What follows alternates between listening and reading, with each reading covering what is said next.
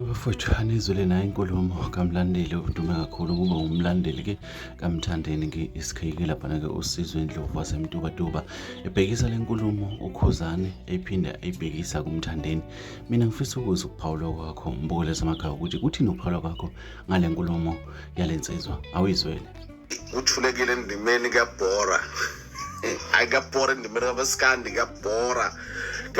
endimeni ayingeke yabona lento kaKhuzani noMthandeni ukuthi bezibane beye kutalabhana hayi ngeke uyobulala kuMaskandi ke manje.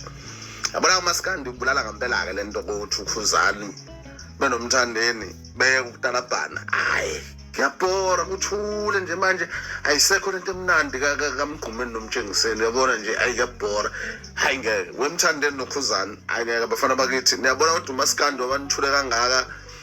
senye ukutalabhana yabona ukuthi kuyabanda endimeni ukuthule nje endimeni akekho ke manje otalabha omunye ayisekho indaba esizwayo lapho uKhuzani esho ukuthi